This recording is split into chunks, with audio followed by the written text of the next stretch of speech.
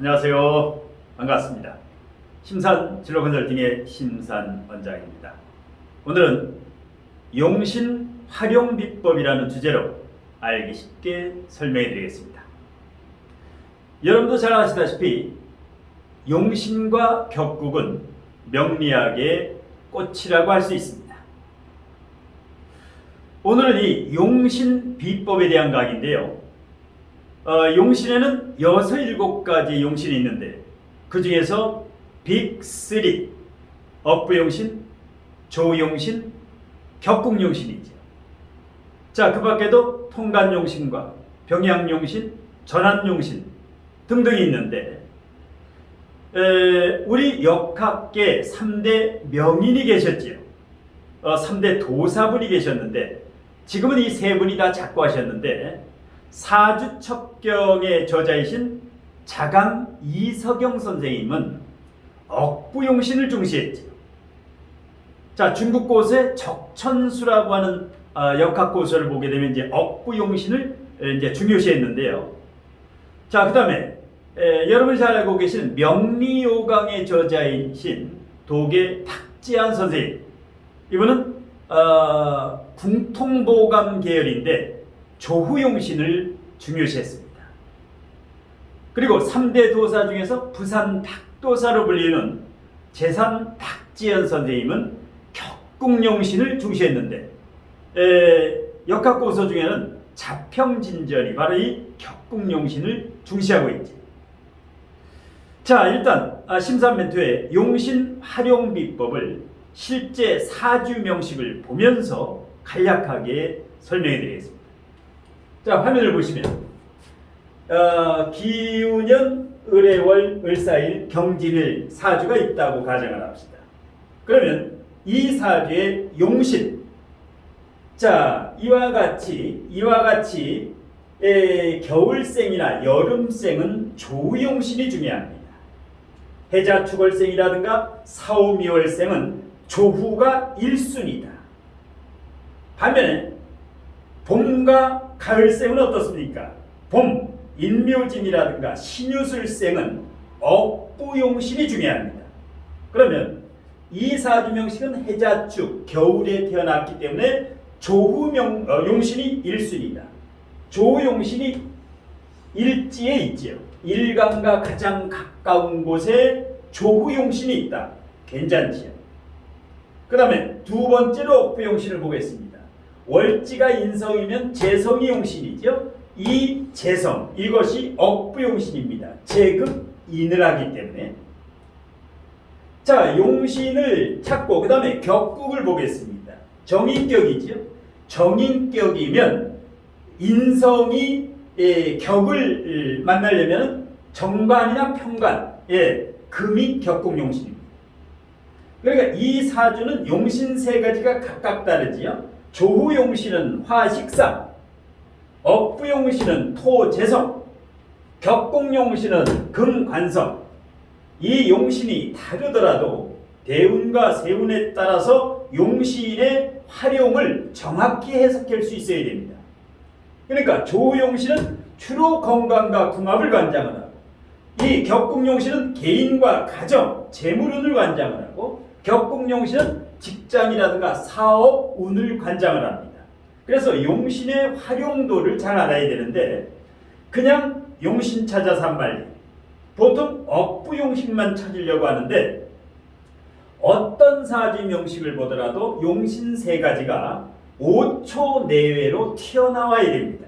이 사주를 보는 순간 억부용신, 조용신, 격국용신이 5초 내로 튀어나와야 이 빠르고 정확하게 간명을 할 수가 있습니다.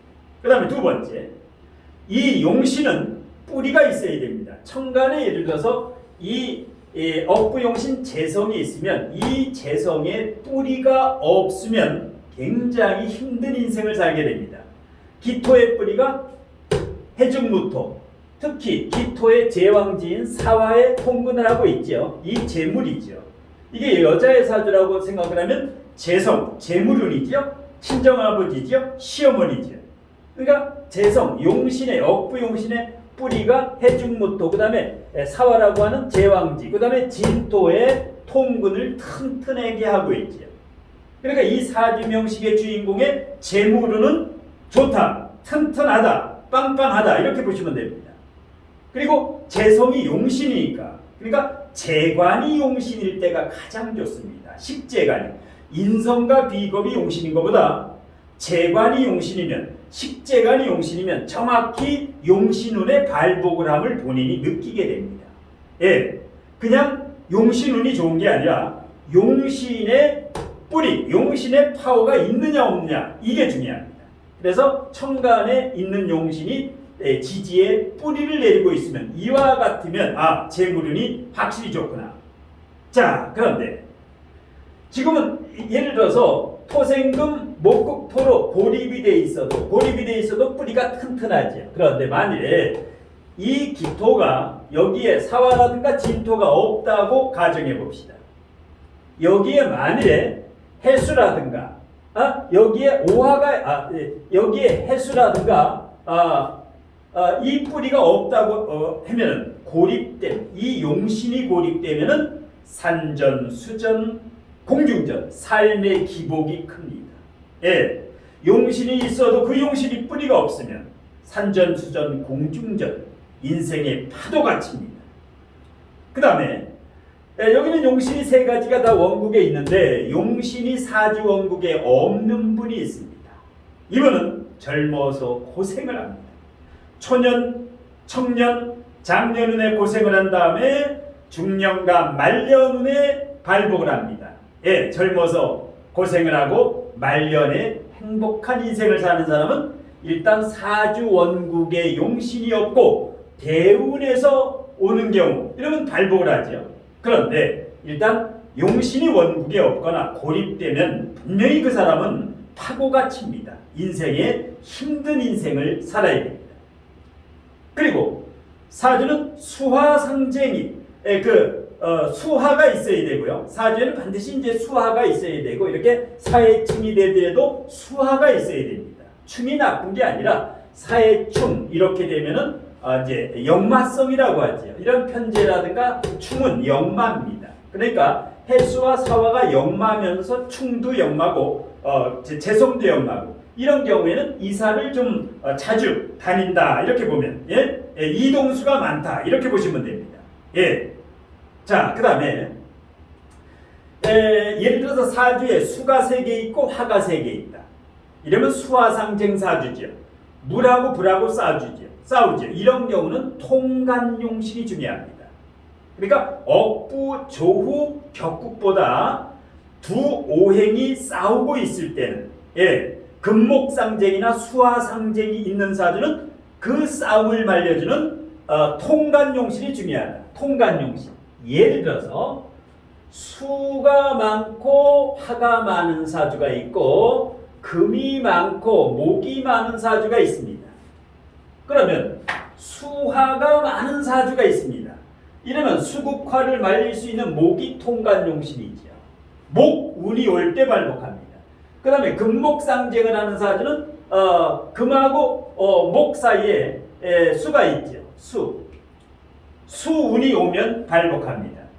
그러니까 물론 사주에서 억부용신, 격국용신, 그 조용신 세 가지가 빅3 중요합니다만, 이와 같이 수화상쟁을 하거나 금목상쟁을 하는 사주는 통간용신, 싸움을 말려주는 가운데 이 운이 왔을 때 발복합니다. 자, 그러면 이 용신을 어떻게 활용을 하느냐? 이 사주는 이제 겨울생이기 때문에 조용신이 가장 중요하다 그랬죠. 그러니까 겨울생은 이 목은 조후희신이고 화는 조후용신이 됩니다. 이걸 1순위로 적용하라면 대운에서, 그러면 1, 2대운의 해자축으로 갔죠. 그러면 1, 2대운은 힘들었다, 트라우마가 있었다, 부모님의 사업이 부도가 났다라든가 부모님의 어떤 문제로 이렇게 그 환경적으로 조금 시련이 있었다. 그 다음에 3대운부터 20대 중반부터 인묘진, 이 해월생이 조후희신이 왔으니까 운이 상승운으로 풀렸겠구나. 그 다음에 54세부터 지금 이제 대운이지요. 4, 5, 미로 가면 완전히 오리지널 조우가 해결되는 용신운으로 가게 됩니다. 그래서 1, 2대운은 비포장도로, 덜컹덜컹거리는 비포장도로, 3대운부터는 포장도로, 그 다음에 6대운부터 7대운, 8대운, 인생 중년 말년에는 상승운으로 크게 발복한다. 이렇게 이제 용신을 찾아서 저 활용을 할 수 있어야 됩니다. 그 다음에 이 재성, 업부용신이 오면 재물운이 발복합니다. 재물운. 그러니까 인묘진, 업부용신운으로 갔지요. 3, 4, 5대운, 20대, 30대, 40대, 50대 중반까지는 업부용신 재성대운으로 갔으니까 재테크에 대단히 유리하지. 예. 그 다음에 54세부터 83세까지는 조후용신, 건강과 궁합이라든가 여러 가지로 이제 발복을 하는. 예. 그 다음에 격국용신에 금이 오게 되면, 대운이나 세운에서 금이 오게 되면 직업운이라든가 사업운이 발복을 하게 됩니다. 그래서 이 용신을 자유자재로 정확히 찾아서 활용을 하면 운명을 아주 디테일하게 구체적으로 간명을 할 수 있는데, 용신 찾아 산말리, 용신 불용론까지 나오지. 제대로 배우지 못했기 때문에 용신을 탓하게 됩니다. 그래서 사주에서 가장 중요한 게 격국용신입니다. 격하고 용신. 그러니까 조론이라든가 업부론이라든가 격국론, 이것이 사주의 7화를 차지합니다. 70%는 업부, 조후, 격국론, 여기에서 물리가 터진 다음에 신살론이라든가 물상론은 30% 정도, 디테일한 부분을 이렇게 부분적으로 이제 간명을 할 때는 12운성이라든가 12신살이라든가 물상론을 30% 한도 내에서 플러스 보완을 해야지, 주객이 전도되면 선무당이 사람 잡는 격으로 혹세무민을 하게 됩니다. 자, 그래서 이 격국용신, 물론 쉽지는 않습니다. 그런데 이 용신은 완전 정복을 할 수가 있다. 어려운 게 아니다. 어차피 사주를 정확히 간명하기 위해서는 넘어야 할 산입니다. 그래서 어차피 넘어야 할 산이라면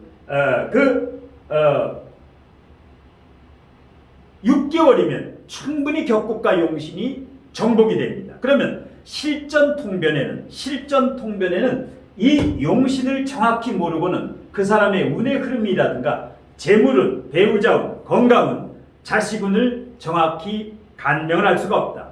그래서 어차피 이 공부를 하려면 격국과 용신은 명리학의 꽃이 됩니다.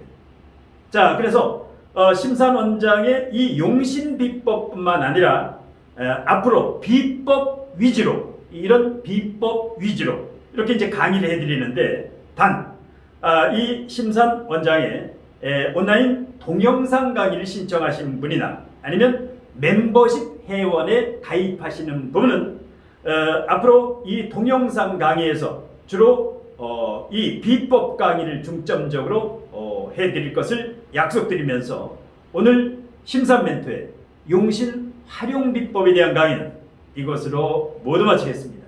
고맙습니다.